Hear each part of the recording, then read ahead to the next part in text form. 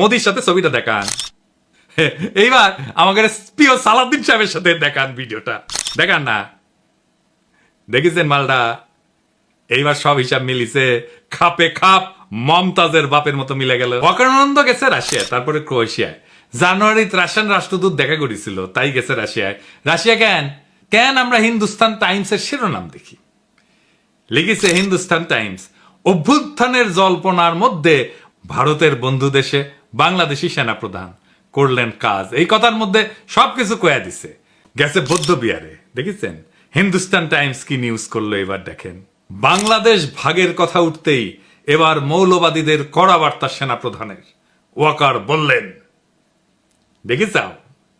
এরপরে কুটি গেল, এরপরে গেল পয়লা বৈশাখ করতে ঢাকেশ্বরী মন্দিরে। আর পাশে কে?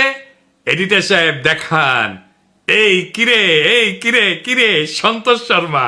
হ্যাঁ, সন্তোষ শর্মা বাংলাদেশের রয়ের 1 নাম্বার লোক। বাংলাদেশে আলেমদের ইন্টারোগেশনের টাইমে হাজির থাকতো এই সন্তোষ শর্মা।